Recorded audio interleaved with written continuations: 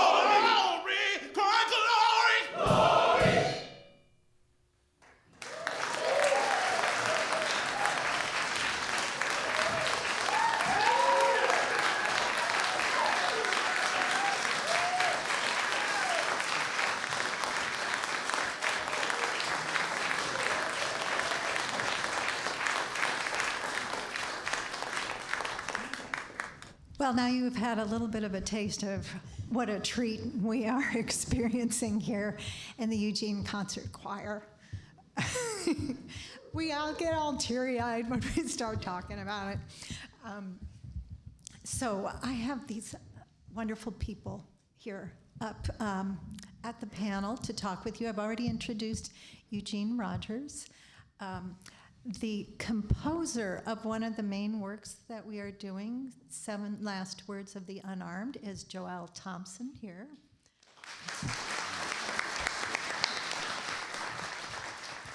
We're doing a piece called Scenes from the Life of a Martyr by Undine Smith Moore, and that has poetry and narrative throughout, and our narrator is Marcus Gerald Ruff.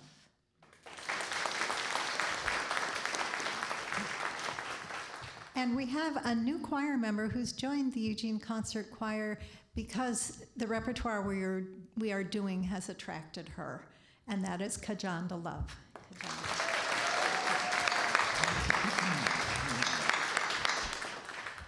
So I'm just going to give a little bit of a recap of how this project came to be, and then we'll talk about the repertoire and some other things. So there was this amazing piece, Seven Last Words of the Unarmed. It's the last words of 7 African American men who were killed by police or authority figures, actually published, I believe, in 2015. And it just rocked the choral world. You know, as a choral conductor, we have national meetings and regional meetings. We have communication with each other, and it was just, oh my God, have you heard this piece? It's just amazing. And so once you hear it, once you see it, it just, you know, the tears flow, and you feel like, oh, I have to do that at some point. And Joel Thompson will talk about this, but actually didn't even intend to have it as a published piece, and it's, we'll have Eugene here tell you how that all came about. But I really wanted to do the work here in our primarily white community. I needed to have some authentic voice join us in order to really express the music. And then in the shutdown of the pandemic, when the world kind of stood still for a while, it stood still at a time to watch the horror of George Floyd being murdered. And I felt that through that just as Joel needed to write this sort of musical diary about his feelings, I needed to experience this piece in order to, have that sort of connect with my feelings and how I felt and about world things and about what we wanted to express as a choir. I got in touch with Eugene Rogers. The other major portion, Scenes from the Life of a Martyr, an oratorio on the life of Martin Luther King Jr., was actually performed in Carnegie Hall in 1982. Have you ever heard of it before? I mean, I have a doctorate in music, and this is my 38th season with the concert choir. I've been in choral music for like 45 years, and I had never heard of it. Why is that? Well, I did a project called In Celebration of Women, and I traced women composers from the 12th century to the present, and was surprised to find myself how many women composers there just always were. We just don't know them. And one of them was Undine Smith Moore, just an extraordinary black female artist whose work was just marginalized, of course, because of her race and because of her gender. And so I wanted to bring that work to life. Well, when I finally got in touch with Eugene, that was really protracted. It was months of trying to get in touch with Joel and then with Eugene, and he had this weird thing going on at the University of Michigan where his telephone went to Ronald McDonald's house. Not by my doing. That would be a great way to avoid calls.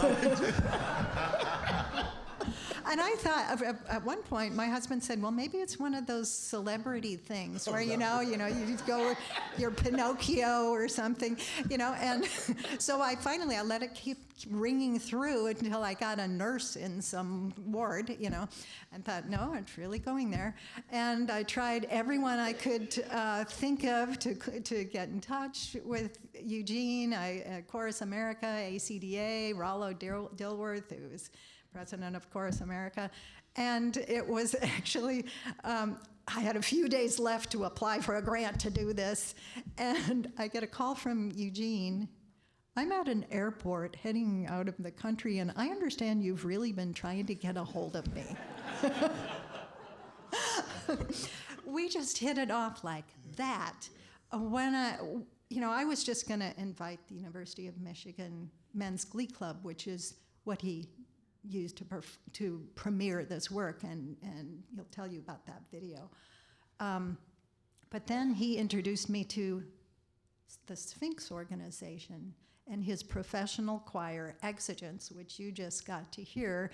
And then, in addition to Seven Last Words, I want to do Scenes from the Life of the Martyr.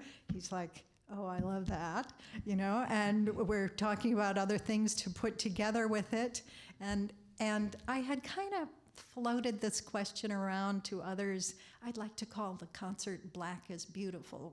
What do you think? And people were like, well, I don't know. Well, maybe you should ask someone, And so I asked Eugene, with trepidation, because I really wanted to call a concert Black is Beautiful, but if he didn't like it, no, I was going to have to change it. So I would like to call the concert Black is Beautiful. And he was like, oh, I love it. And if you have ever talked to Eugene, he has just enthusiasm that is voluminous. So it's like, yes, all my vision can come true. And then fortunately, all of these wonderful funders actually funded the project. The Halt Endowment, the Oregon Cultural Trust, and our first ever National Endowment for the Arts grant. And so they made it possible.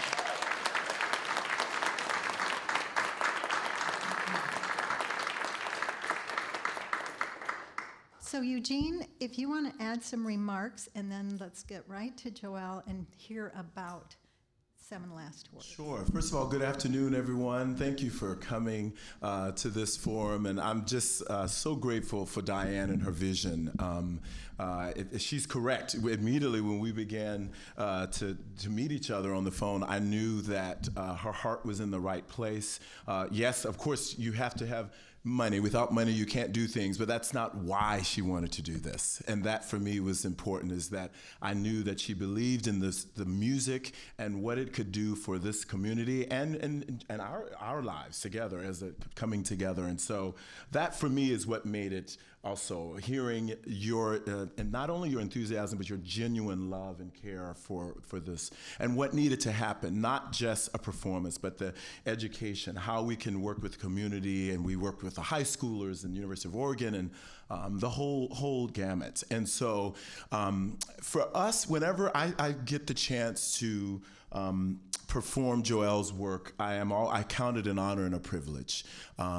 Joel, when I met Joel, he was just right out of undergraduate, is that correct? Or master's, just out of his master's degree. You know, I got this amazing score and then personally connected to it, but thought, gosh, how can I bring this to the fore and to the public without people believing that I had an agenda of any type? And so I had to work through my own feelings and couldn't, you know how you have something in your life and you just can't put it away. You put it away, you come back to it. And it was this piece and finally getting the chance to get to know Joel that I knew I had to perform it, and hopefully he would allow us to do that. And so our relationship began really through that, and we've been on this journey together and have received. For us, there was no. I know for me, he never intended to be performed. I only had the idea of I want to share this with my students, and it really has taken on really a life of its own. And of course, Joel will talk more about that. And so we're just honored to be here and to share this music with this community as well as the Eugene Concert Choir. So I'll leave it there until we can get to some more specific questions. Good afternoon, everyone. Seven Last Words of the Unarmed, I wrote sort of straddling 2 years, 2014 into 2015. The Staten Island grand jury in November chose not to indict the officer who murdered Eric Garner. And that decision broke me, but was also the emotional impetus for this piece, which for me, I've described it as a diary entry, a way for me to process these very difficult emotions, dealing with the intersection of my identity with this scourge of police brutality. I made a list of the 7 last words of Christ in the liturgy that is traditionally performed in Christendom, and then in another column used Shirin Barghi's journalistic work. She created a pictogram series that was prevalently on Twitter at the time, and she would pair the simple image of a bird in flight or a light bulb or a tangle of knots with the last words of an unarmed black person that was killed. And it was called the hashtag Last Words Project. And so borrowing from her work, I chose last words that fit with the liturgy in the order that it's presented. So for example, in the liturgy, the third saying is Jesus on the cross talking to Mary, his mother, saying, "Woman, this is thy son, son, this is thy mother," talking about his beloved disciple John, "Take care of each other while I'm gone." And in the third movement of 7 Last Words of the Unarmed, there's Amadou Diallo's words that he left on a voicemail to his mom in the African country of Guinea: "Mom, I'm going to college." He had saved up enough money, washing dishes in New York, wanting to pursue a bachelor's of computer science, but unfortunately he was mistakenly profiled by 4 plainclothes police officers of the NYPD. He mistakenly pulled out his wallet, and one of the officers tripped on the way to see his ID. The other 3 thought that he had been shot at. They shot at him 41 times, 19 bullets hit him.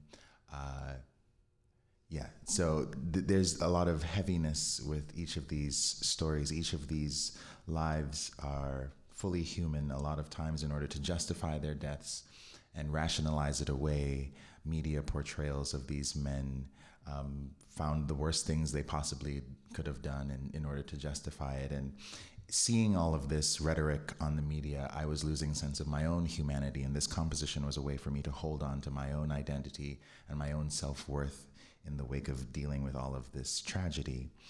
So when I wrote the piece in about a span of a little bit more than 2 weeks, I put it away. I felt sort of exorcised of the feelings that I had that had started the piece, but then Freddie Gray was killed in Baltimore the following April. And so I put a call out on Facebook maybe the next month in May of 2015, asking people if they wanted to sight read this work that I wrote the previous winter. I held a little reading session. A mutual friend of ours contacted Dr. Rogers with my permission and said, would you mind if I sent him the score? He looked at the score. I remember when we first met, it's like, your personality isn't matched. the intensity of this music. But I think that's I think the piece sort of is a way for me to sort of bottle that up, and so I can still be myself. But yes, this piece came to life truly with Dr. Rogers and his belief in the music and its value and what it can do for communities that choose to engage with it. And I'm so very grateful for his friendship and his mentorship and guidance in bringing this to life. And there was an immediate trust that I knew that I could take this very potent sort of kernel of some essential part of who I am in musical form and give it to his hands and know that it will be treated safely and with respect. So I think that's all for now. So Marcus is in Exigence, and they have performed Seven Last Words as well, and he's, of course, also, as I said, the narrator in Scenes from the Life of a Martyr. And so, Marcus, would you like to comment just first on experiencing Seven Last Words? Yeah, thank you so much. It's such a pleasure to be here. I'm really grateful for this opportunity.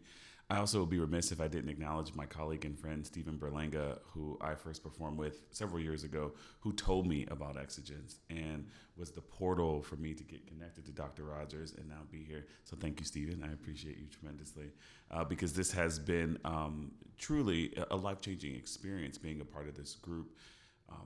Across the choral landscape in America, while there are very successful groups, many of those groups do not look like me. And they don't really reflect the overall composition of America. And so while it is I'm grateful for the opportunity to participate with them, to collaborate with them, there's a certain element sometimes of tokenism within these ensembles. But here in Exigence, I feel at home. And I feel my very first performance with this ensemble a year ago, I said, oh, this is what I've been waiting for. And so I'm very grateful for this. This opportunity to perform this work is one of those experiences that will stick with me throughout my life and continue to inform the decisions that I make as I try to impact this world and leave this world better than how I found it. Truthfully, the caricature and demonization of Black people is woven into the fabric of America and has been there from the outset. And so it is very easy for us to look at Black people in one light and then quickly flip the narrative in a second to angry Black woman or angry Black man, or I felt threatened by them. And what we have seen in this work is how, for example, in Movement 3, a young man who came here to this country, did it right, worked hard, got a job, and saved money to go to college, but was profiled and then immediately went from a hardworking person who was trying to pull themselves up by the very bootstraps that this country seems to be so proud of, yet doesn't supply boots for many of the people who need them. He found himself a statistic. So when we sing these words, for me as a singer going through this, sometimes it's very hard to not become very emotional. Even hearing Joelle talk just now, I had to really check myself. But because I am still here, and I recognize how quickly I could not be, I recognize how quickly my face could be on a t-shirt, or it could be #Justice for Marcus. Whenever I come to this piece, especially, I feel as though I have to be an ambassador for these men and more who are not named, who are not here to tell their story. And so it fills me with great pride to be able to do that.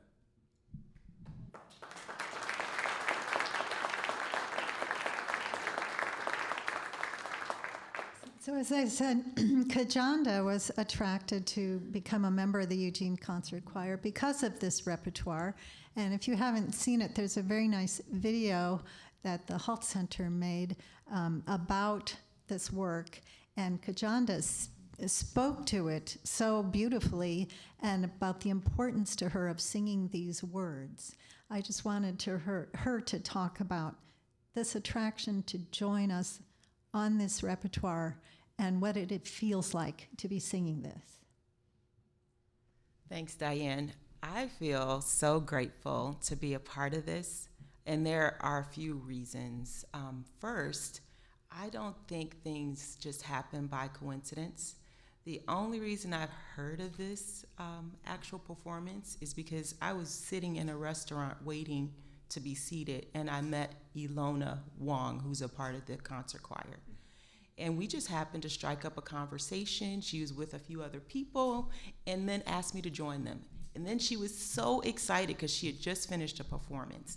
And she was telling me about the concert and about Black is Beautiful. And she's like, you should join us. We don't have any women of color in the concert choir, and I think you'd be great at it. And being a mom of 3, I have 2 African-American sons.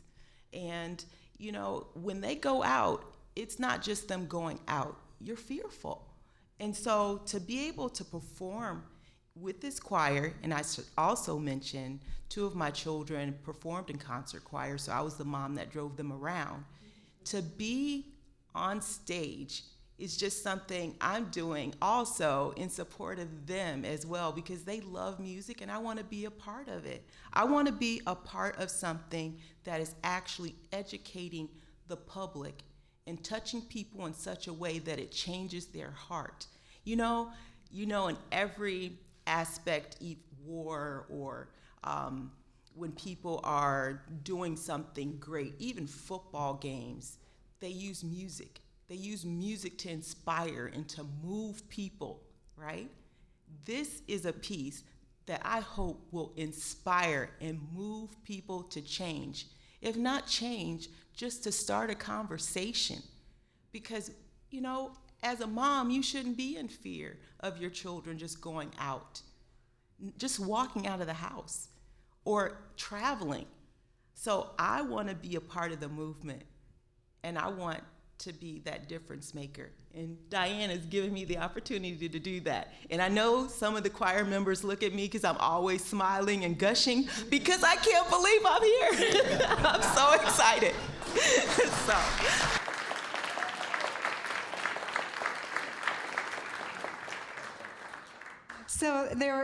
So Eugene is conducting this work, and he, of course, has conducted it numerous times and just brings a real depth to the interpretation.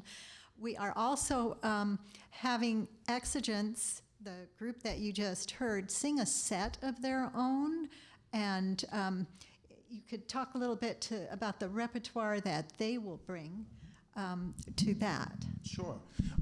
Exigence will begin with a set of 3 songs. Because the concert is focused on Black music and Black issues, we are performing 3 pieces by 3 different Black composers. The first one is The Hymn. It's a new work by Stacey Gibbs. Stacey Gibbs is a composer from the Detroit area, and wrote a piece basically that brings in the Battle Hymn of the Republic combined with Lift Every Voice and Sing, and deals with really the sort of the juxtaposition of what we hold on to so much as a country of America, but also we think about the Black national anthem and how, similar to this topic today, how true have we been to that? Does that really mean for the Battle Hymn of the Republic for every person? And it really starts off with a very poignant phrase that says, "My country, 'tis of thee, you've not been good to me." And it goes from there. It's very powerful. He says it's his most pointed piece about some of these topics. But he ends with, "Let's live in harmony and unity. Let's come together where we're all seeing every person as one, as humans. That will be followed by Detroit's own Dr. Augustus Hill's arrangement of Fix Me Jesus. Augustus Hill was for many years the assistant conductor of the Brazil Denard Chorale, which was really, we call the Brazil Denard Chorale sort of our part of our legacy, because they were part of their legacy, I should say, because they were one of the first African American community adult groups in that city who toured all around the country singing spirituals. And so Sphinx is headquartered in Detroit. We feel a connection to that organization. And so whenever we can sort of pay homage to Brazil Denard, we do that. And it's an amazing arrangement of that spiritual Fix Me Jesus. And that'll be followed by a masterpiece that Joel wrote for Exigence, our very first year, The Cage Bird Sings for Freedom, that uses the Maya Angelou text that's written for piano, clarinet, and mezzo-soprano soloists. And it is truly a masterpiece that takes us on a whole journey, and the constant idea about this cage bird versus the free bird, and harmonically you hear the difference and the joy, and then how this cage bird, the use of the clarinet is this bird, and they get a little freedom, and then they get brought back down, and you hear Juan Esteban as our guest clarinetist for that work.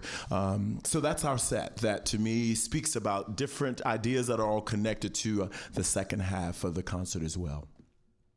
And in that second half of the concert, that's when we're doing scenes from the life of a martyr.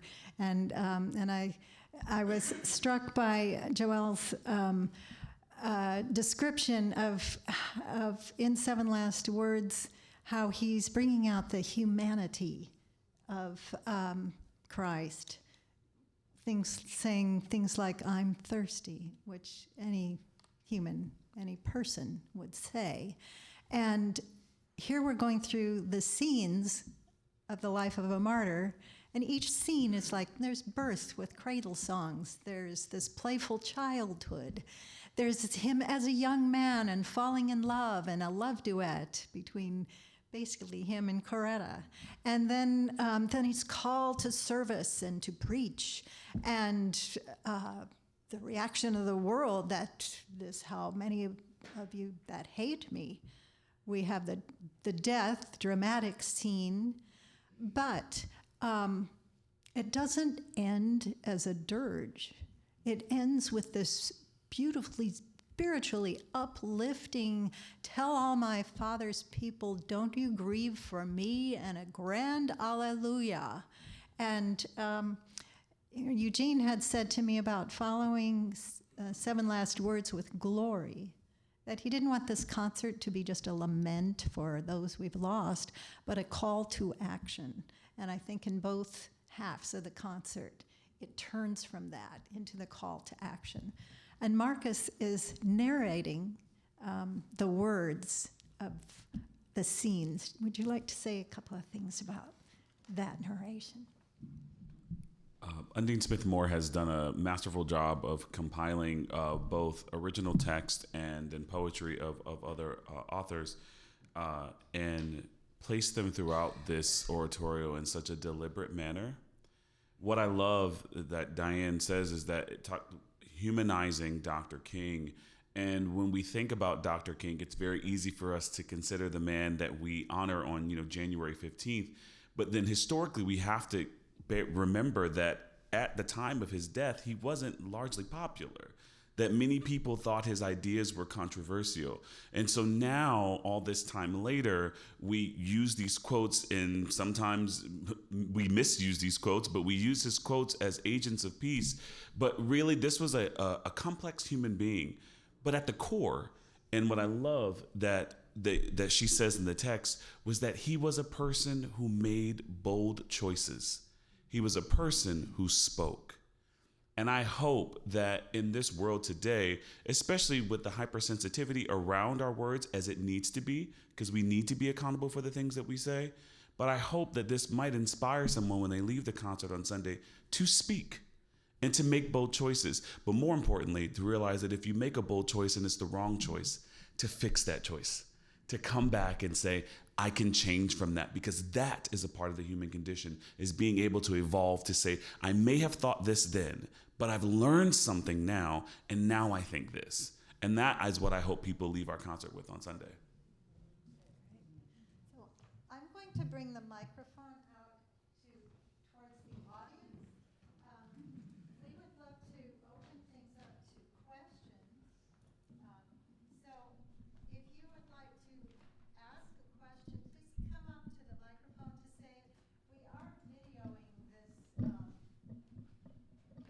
presentation so that others can hear it later.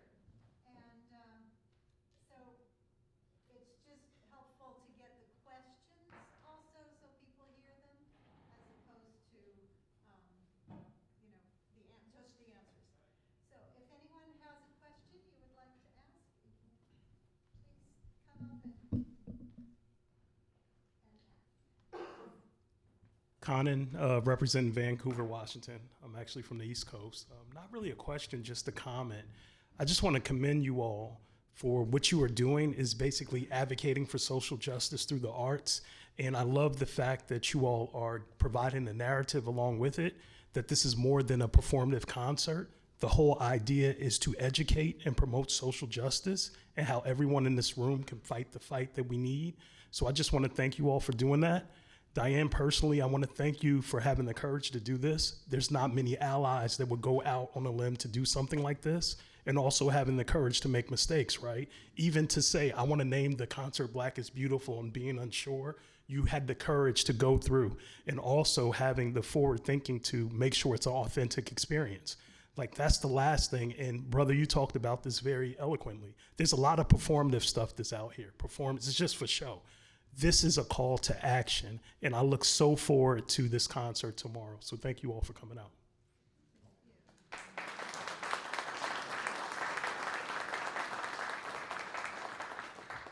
Can I say something? So I just want to kind of parlay onto what you said. I have to say that as I joined the Eugene Concert Choir, it wasn't just a performance for Diane. Between every song and section, she explained the people that were actually a part of this song, why the song was written, and the feelings behind the song. And she encouraged us to do our own background study on the music. And so it was educational.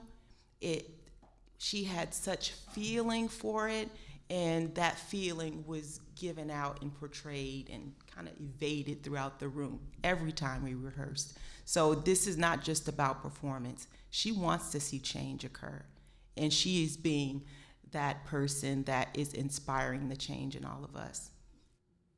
I have had the chance to work with many choirs on this music, and I can always tell by the way they are prepared immediately when I give the first downbeat. And it was very clear that it was an organic process with this choir. They were completely invested. You could see it in their eyes. They were singing those words as if they were their own. And that is not something that just happens because you're reading through the notes. That is an organic process. It's encouraged, it's through talking, it's all of the above. And that I'm commending you, Diane, for that preparation. That's fantastic. Thank you. Yes. Okay. I also have to commend Diane as well, because that truth about knowing that the choir has done the work, you can hear it immediately. And unfortunately, one of the things I have to contend with as a composer, letting this piece out into the world, is that sometimes this piece can be wielded in an incompetent way that causes harm. I had the honor and privilege of sitting next to Amadou Diallo's mom, Katidu Diallo, at the premiere of the orchestrated version that Eugene masterfully conducted in 2017, and we held hands and wept. And I always remember, what she whispered in my ear, and how we experienced that together. And so unfortunately, though, that I've known that there are performances in which I would be ashamed to have Katidu Diallo. Just to be frank, there because people are just performing the work to check a box or to it actually does so much more harm than not even doing the work itself. But to come to a place, even though it's 0.9% black, as you mentioned in your before, like to come to a place, but knowing that the choir has done the work, that they know the names of the men, that they know the words, what happened leading up to the moment that these words were uttered. It does my heart a wonderful good, and I wish that Kati Dooley Diallo could be here so that she could see that the words of her son are still in line with the mission of her foundation, the Amadou Diallo Foundation, is still trying to provide pathways to higher education for students of color. So yes, thank you, Diane, really, for all the work that you've done to make this happen.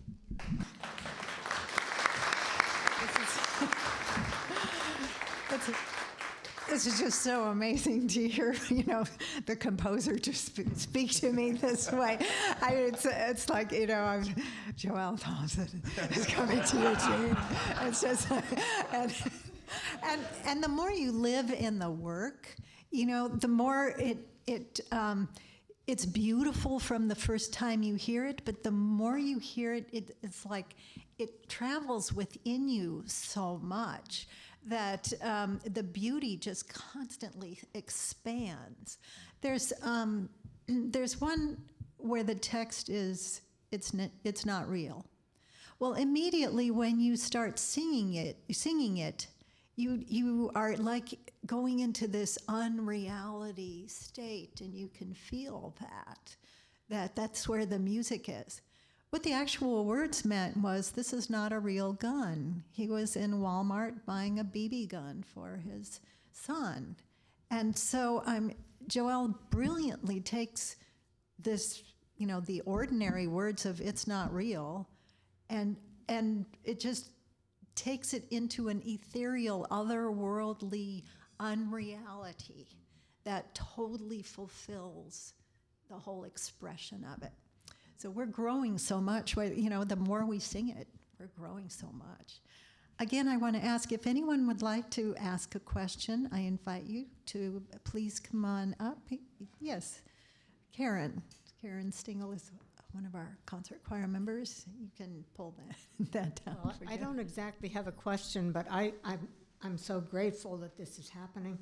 I grew up in and out of Washington, D.C., so I was right in the thick of, I was singing We Shall Overcome, and I still get the chills when I sing it. And it still blows me away that it's still taking this long to get to this point. But everything like this helps us toward that, and I'm so thankful. And when I moved here, I felt so at home because I was a hippie, so I felt excluded from some places. but then I started going, God, it's so white here. And I'd go back to D.C. and ride the D.C. Transit and go, this feels normal to me. And now it's been really reassuring that there have been more and more black people moving here. I see a lot more than I used to, and I feel like we're becoming more normal. And so this was not just a showpiece or whatever. I mean, we really need this here, and I'm so thankful that it's happening here. Thank you Karen. for your music and your talents. Mm-hmm. Yes, when we first moved here, the slogan people would like to say is celebrate diversity here in our community. And there are a lot of diverse different mindsets in this area, and if you ever want to step back into the 60s, come to the Oregon Country Fair. And you'll have more tie-dye than you can ever possibly deal with. And I remember when our son was quite little, and he was in like second grade or something, and they were talking about no touch and respecting people's space and all of this kind of thing. And then we go to the Oregon Country Fair, and there are these bare-boobed women going around, parading around everywhere and everything. It's like, yes, this is diversity here. But I'm originally from the Chicago area, that's just southwest of Chicago, Joliet, which is known for its state penitentiary. If you ever saw the movie The Blues Brothers, Joliet Jake, that was John Belushi, just fresh out of Joliet State Penitentiary, and much more of an integrated area. My father was my choral director. He was the choral director at the high school. When we first moved there, there was one big, gigantic high school, 4 stories high, and an entire block. It was 4,000 students. And it was about maybe 40% black. And my father had a great choir, and he would often feature one of his best students. He had this terrific black baritone he would feature in solos and everything. And it was just a very comfortable situation.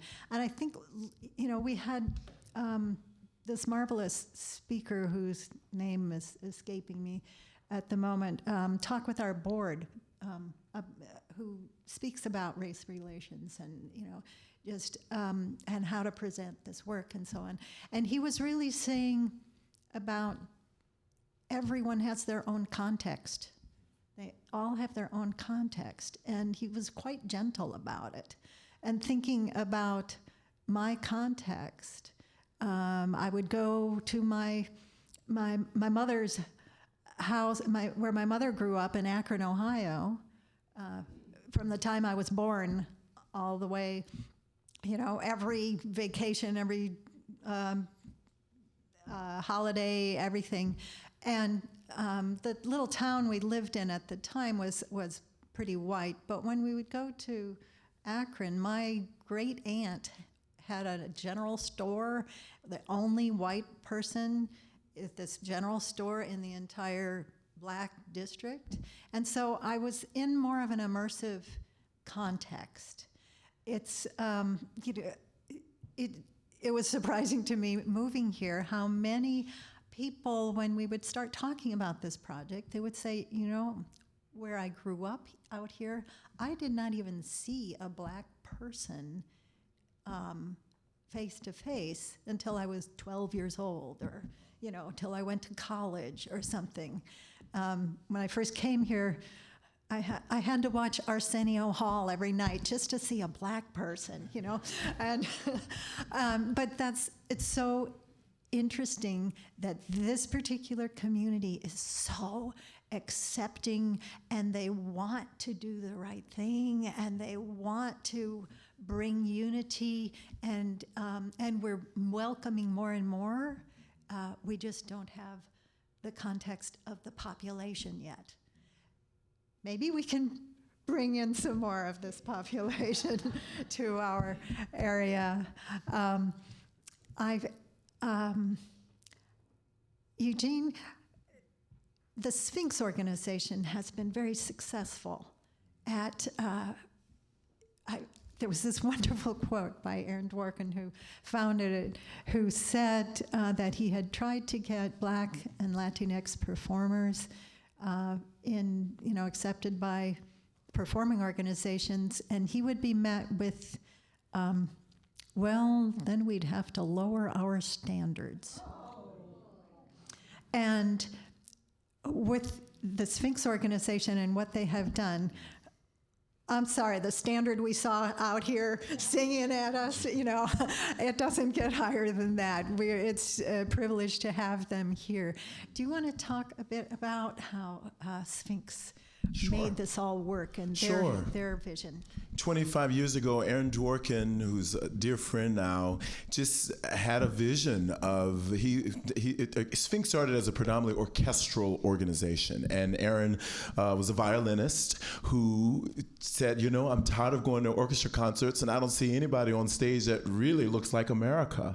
And he, as a college student at the University of Michigan, went to the dean actually and said, I'd like to start an organization that has a competition so that we can begin to sort of highlight talented artists, the string players of diversity. And the dean at that time gave him, I think, like $5,000. I mean, that's huge, because he said, young man, I don't know if this is going to work, but you have a lot of passion, so I'm going to support your dream. And that is when he began the Sphinx organization. And it first came about through gathering of musicians from around the nation who were leading orchestral players from various orchestras around the nation to just come together, a convening of that. And then through that, a competition where they would give prizes to string players through competition who were of color. And 25 years later, I mean, it is really the leading arts diversity organization in this nation. And I think about all of the artists who have grown out of that. Chineke Orchestra, that's in England now, is also celebrates diversity in strings, and they tell you that they were inspired by the Sphinx organization. Exigence, we were inspired by the Sphinx organization. I was fortunate enough to win the Medal of Excellence Award, and with that award, you're given money to sort of begin projects. And I knew that when I looked around in America to see all of these amazing professional choirs, there still weren't many of them that had, like the professional orchestras, very few singers of color in those ensembles. It definitely is not because of lack of talent. So I thought, well, let's take a moment and see what we could produce being inspired by Sphinx. I just asked them to write a letter of support. And they came back to me and said, we'd like to do better than that. We'd like to partner with you. And they, at that time, then took on Exigence. And we named the group together. And in 2018, Exigence was born and had auditions around the nation and online. And 5 years later, we're still going strong. And our mission is simply that, to promote more professional singers of Black and Latinx origin who can hopefully build their careers more as soloists, more as choral scholars. But in addition, as we have conductors in the group, we've got composers, because we also want to champion repertoire that often is not on the concert stage, to highlight composers and stories that maybe some people can't relate to, but there are others who can relate to. We've had so many people say, well, we don't have diversity on our board or donors or our audience. And well, can they see themselves in those stories? Can they see themselves on that stage? And so that's what we're all about in terms of trying to promote that, so everyone can be connected to classical music. I don't think classical music should just be for a few. It should be for all of us. And so Exigence is about promoting that repertoire and those artists and those stories. Yes.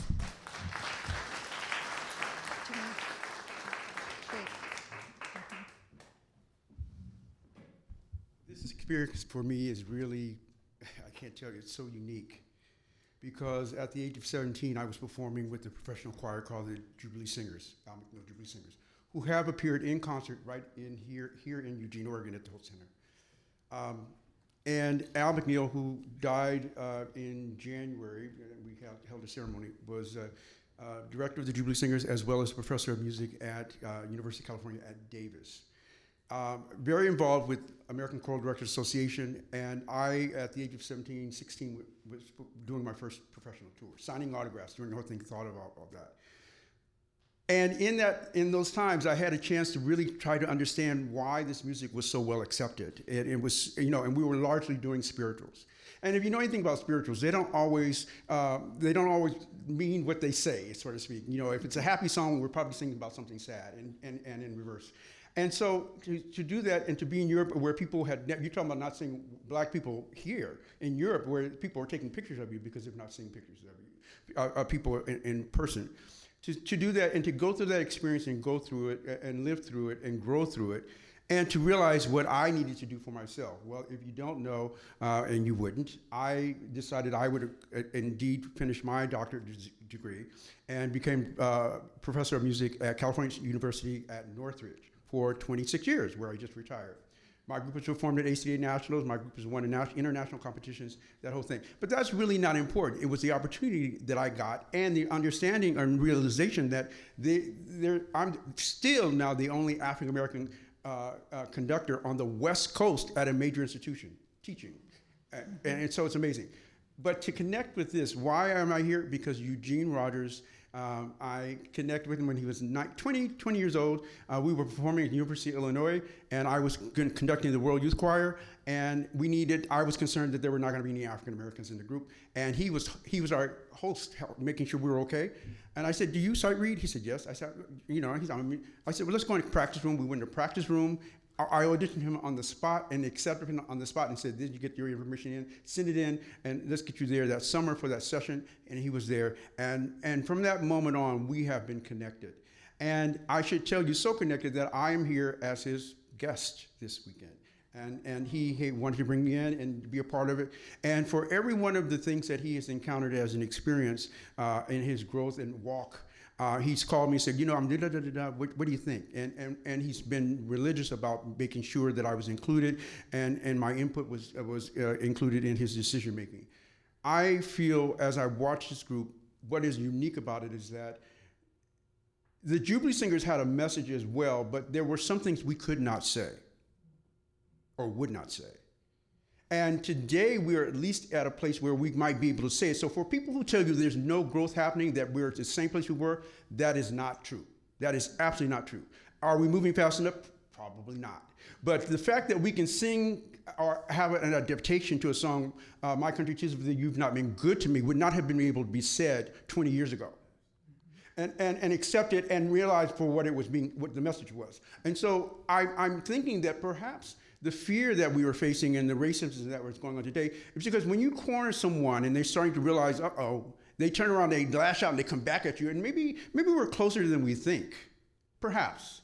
That what we're hearing this rhetoric today that the racism is as bad as it's ever been, that is not true. Obviously not true.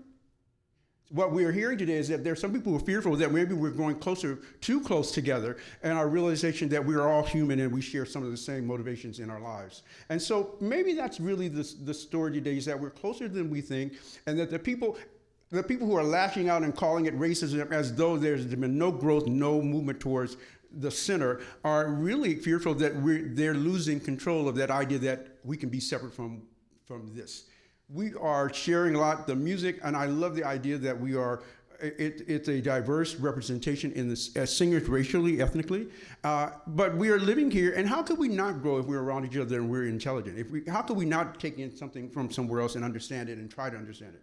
So the idea that we don't want to understand it, I don't think is true. But more importantly, is that we are still accepting the dialogue. And this group in front of us today, I watch them and think back to Jubilee Singers and think back to their message. I should say, as I talked with them in yesterday evening, these are educated people, which is what we said was a way to advance in this country. And I'm taking my brother right here. You listen to, you clap twice, but do you know he's finishing up his PhD, and that he's writing his dissertation, and that he's seeking jobs around the nation, which will be difficult to get because they still are for anyone, and still as an African American man, where the committees decide who they hire, not made up of black people, he will have a difficult time. Do you sense from hearing him talk that he should have a difficult time? Not at all. I mean, he should be a forerunner. So my point, I listened to a very quiet, he's saying non-assuming, but don't, as he said, don't let that fool you. The composer, would you have a difficult time thinking of him as a militant in his dialogue and what he's writing? Would you see him as a militant in meeting him? No, he's simply sharing his feelings and the music, and it comes on his expression. And I could go, and a mother, of course, my mother raised 2 sons by herself, and interesting enough, when at one point in my life where she decided she did not like the junior high school I was in because this was going to be a problem for him, she figured out a way to move us even though where she wanted to move us, they were not accepting black families, a single black. But she figured out a way, and that made a difference in my life. I know it. So I understand exactly your sons and the fear that you must face, and they're going out. And that is sad. But I would express this. There's probably fear in a lot of parents as well. And so I don't want to imply that only black parents have fear, and I'm sure that's not what you meant. White parents have fears as well. But we've had them much too long. And that's what we're talking about now. It'd be nice to not have that as the ongoing idea of being a parent. But I'm just so grateful to you for this experience as a person who performed here at the Jubilee Singers. And were we a novelty? I don't know. But I will tell you, they were all professional singers. We all received a paycheck for doing what we were doing as well. But the idea that we're continuing along, and Eugene has found that as a part of his mission. And I will tell you, University of Michigan, as prestigious as it is for him as a professor, it's not easy. He goes through his own battles each and every day. And I'm just grateful for the notion that he's going forward. I'm grateful to him as a person that I love and respect. And I'm just delighted to see his going forward. And the singers who are with him, they're just as special. I met with them, and they're just as special. And I congratulate you for this effort. It's not an easy one. You are indeed a treasure yourself for bringing this to this community. And for the community, you are special because you are so accepting of this as an experience that everyone should have, not just an isolated few. So thank you for that. Thank you. Dr. Paul Smith, everyone. Thank you. Hi, I'm Jessica. I'm part of the choir here. And I got hold of this book, The New Jim Crow, and I put the note out to you guys. I wanted to know a little bit more. I am a white person. I am so ignorant of the black experience. It's just appalling. But yes, this talks about the war on drugs and the effect it has had on the black community. And that we are spending $87 billion a year on militarization of the police and making jails. And that has changed the nature of the police force. There's a lot of Rambos out there now that are well-funded. And so my question is, I feel that taking your piece to my soul is going to be of benefit to me. But I also need to think that I can do something on a political level, on the social level, and I'd like to have some suggestions from you as what we, as white people, can actually go out and do. And the next question I have is, I was in a black gospel, a white gospel choir, an interfaith choir, and loved it. We were so white, it's amazing. We had a handful of black people that loved singing with us. There was a professional singer who tried to teach us how to do things, how to sing gospel the way black people do it. We were amazingly unreceptive to that. And when I went up to her one time and said, well, what's it like to be a black person in a white gospel choir? And she said, oh, it's just fine. And I thought, oh, okay. Is there a little bit more backstory on this that you guys could educate us to? Thank you. Just so you understand, not all black people sing gospel, and not all of them, absolutely, and not all of them accept gospel music as a form of expression. Even in the black church, some black churches do not, gospel, so it's a really interesting issue, just so you know. It's bigger than just So thank you for those questions. They are incredibly thought-provoking, as they should be. And of course, I always like to preface these sorts of responses with, while I am a scholar on music and specific music ideas, like, for example, my dissertation will be on the use of the Negro spiritual at predominantly white institutions. And what does that represent? Is it 21st century modern day blackface minstrelsy, or is it cultural appropriation, or is it appreciation? These things will be done in 2024, so you can read it at that point. But I'm actually going to go at your first question there, because that book, The New Jim Crow, which I'm very familiar with, there's a part of our American history that gets glossed over a lot, which is that post-Emancipation Proclamation, particularly at the outset of the 20th century, there were these laws called black codes that existed in the South. And so and this predates even Jim Crow, right? And so these black codes were codes of decorum of what black folks could and could not do. They included things like not voting and voter intimidation, et cetera. And then Jim Crow comes along and we have, but if we go back even before then, when we look at the 13th Amendment, for example, which if you've not seen that documentary, 13th, by Ava DuVernay, it's a very, very good documentary that I encourage you to check out, which continues to enforce this idea that there is a hierarchy amongst human beings. And perhaps in some instances, a hierarchy is necessary. For example, I'm not a part of the 1%. I would imagine that being a part of the 1% might be a very nice existence to have that kind of money. I hope to one day know that, but I'm not a part of that. So I'm not saying that hierarchy is a bad thing, but what I am saying is that when hierarchy is determined based on the color of someone's skin, and we value a human being based off of what they look like or what we think they should be. So, for example, when I say to someone, I'm a musician, and they say, oh, do you rap? And I say, no, but I sing Amin Ajevin de la Causa from The Marriage of Figaro, if you'd like to hear that. My Mozart, my 5 arias are absolutely stunning. And they're good arias. And so they were well written. Mozart's really good. He writes well. I'm waiting for Joel to write me an aria next. That'll be next. But we have to ask the question. We have to, and these conversations here that we have, these concerts that we put on, are not our way of saying this is the way, because none of us know what the way is. The question of authenticity is not a real question. The real question is why? And sometimes that ambiguity makes us uncomfortable because we would like a recipe or a prescription going forward for how we deal with these things, but that's not the case always. But to begin to embrace the ambiguity of why. Why are these systems becoming in place? Why are we electing officials that make it illegal to have souls to the polls, which we know are one of the main avenues to get black voters to the poll? That's Georgia for you, just so you know. Why are they making it illegal to pass out water and snacks to folks standing in a long line waiting to vote? These are the questions that we need to ask. And if we're looking for things that we can do, number one is that our voting needs to reflect our values. And oftentimes, and this is dangerous water here, but I'm going to go there anyway because I feel very safe to say this. Oftentimes, we find ourselves isolated on a single issue around a politician. And so if they identify with that single issue, it's like, this is the way I'm going, and the rest of the stuff we can just deal with.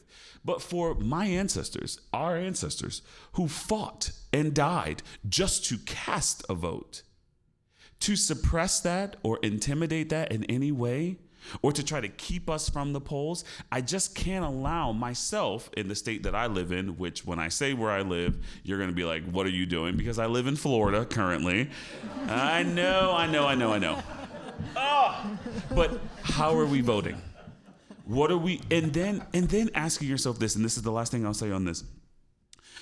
After the Great Awakening in 2020 with the murder of George Floyd, we saw this influx of volunteerism and action. People changed their profile pictures to black so that they could have Blackout Tuesday. And we see Juneteenth celebrations. Walmart has found a way to commercialize it now. You can go buy napkins and plates to celebrate Juneteenth. But what have we done since 2020? What have these arts organizations in your area done since 2020? It was very popular to do black music then because we stand together. But what about now? Have they returned back to the same programs? And so the question I ask is why, and then what are we still doing? Are we still volunteering? Are we still putting our money in places? Are we still reading and educating ourselves? And most importantly, are we still voting our beliefs to ensure that all Americans, regardless of who you are or what you look like, have access and equity at the polls?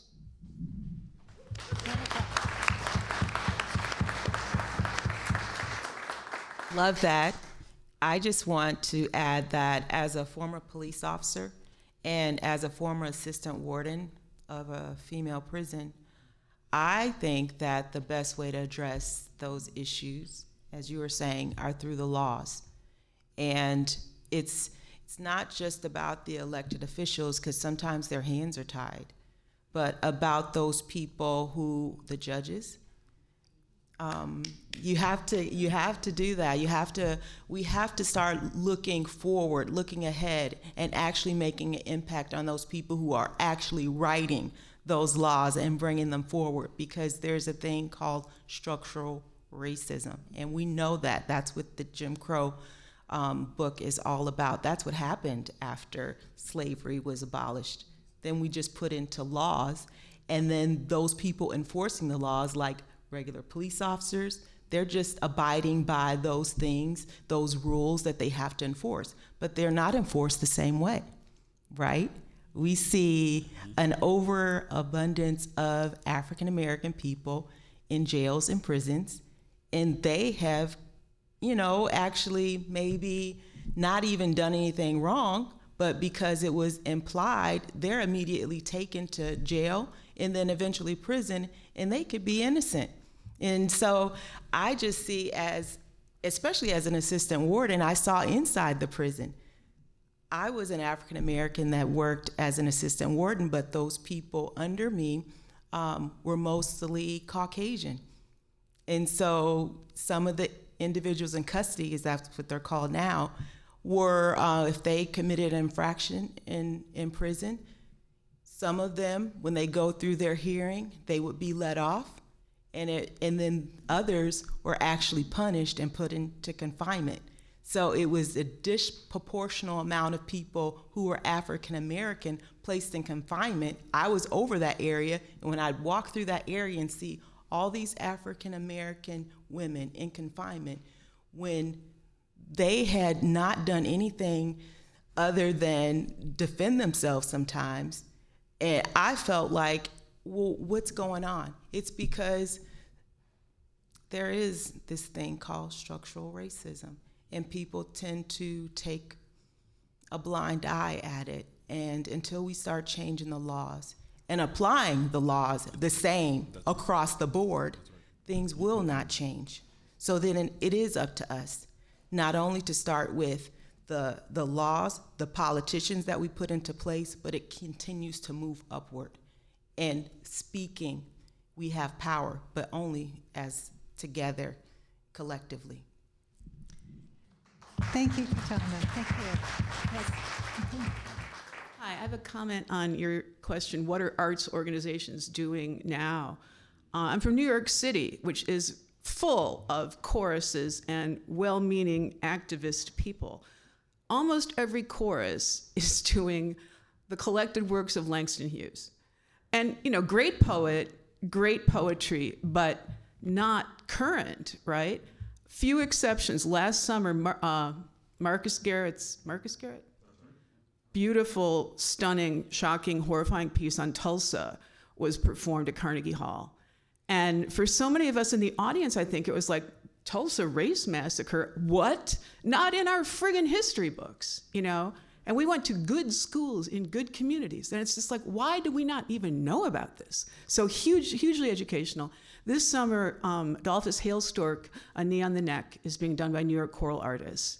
And that will also be an educational moment. So I think, but nobody's doing anything like this program or the 4-day lead up to this program with these things. So I think this is a powerful example of what can be done and the effect it can have.